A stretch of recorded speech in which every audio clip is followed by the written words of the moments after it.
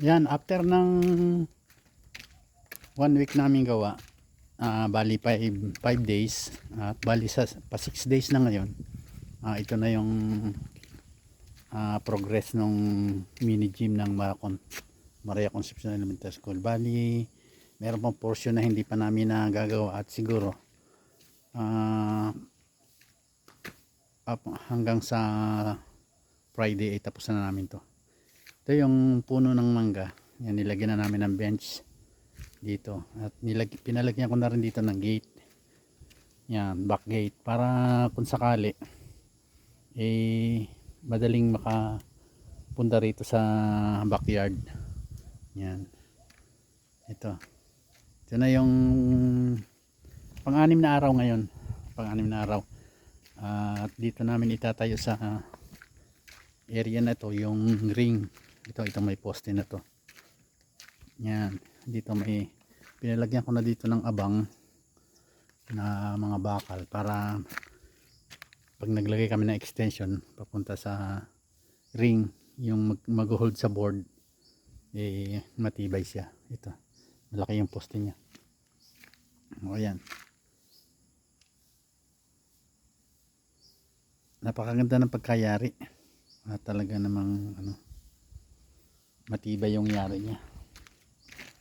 At bukas mag-uumpisa uli kami sa pang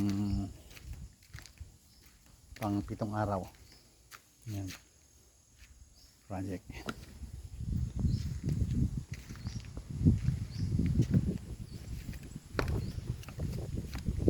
Sakto ng hangin dito.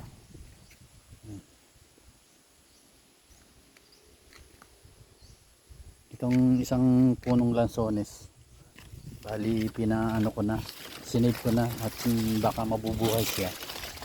Yan.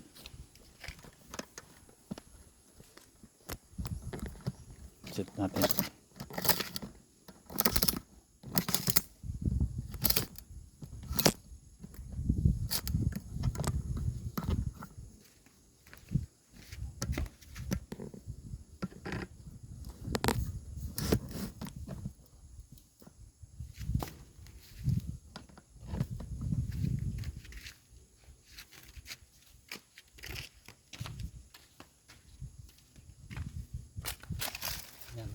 Baka sakaling mabuhay to at mapakinabangan din ng mga teacher dito ang magiging bunga nito. Kaya bali isinave ko to, hindi ko pinatay at sayang din naman.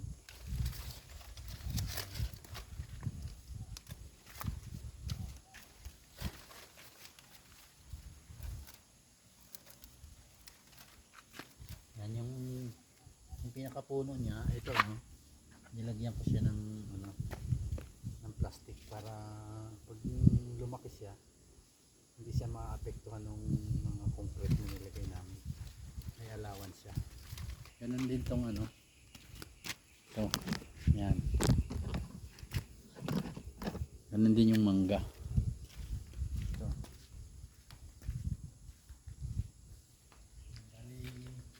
pinalagyan ko rin dito ng allowance para kung sakalit lumaki pa yung mangga, hindi maapektuhan tong pinaka-bench, hindi siya magka-crack. Yan, nilagyan ko nitong plywood para hindi siya dumikit din yung flooring sa sa puno. Yan, sayang din bumubunga rin to at maganda yung bunga niya, matamis naman yung bunga niya. Kaya nga lang yung mga bata sa sobrang kalikitan, pag yung season market dyan sa puno, market dyan. Kaya tinalas ko na itong sansanga at para hindi na nila makyat.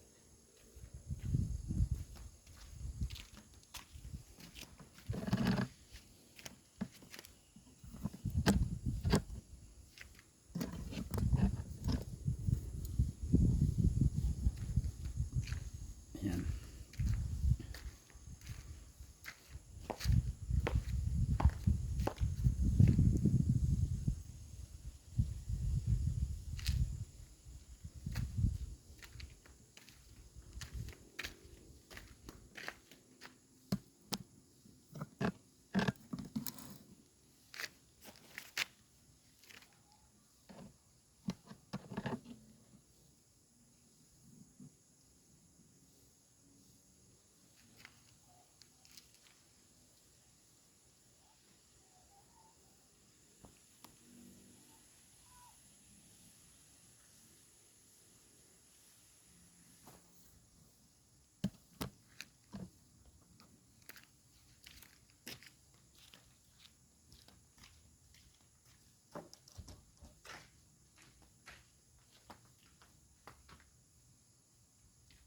ang puno papaya rito dati pinaputol ko na at nasa gilid ng gate.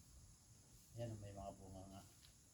So, ganyan lang guys. Abangan nyo yung ano nito. So, baybayin nyo lang. Baka hopefully hanggang Friday matapos namin to. At yun yung target date namin na matapos itong project na to. Yun lang. Maraming salamat guys. God bless.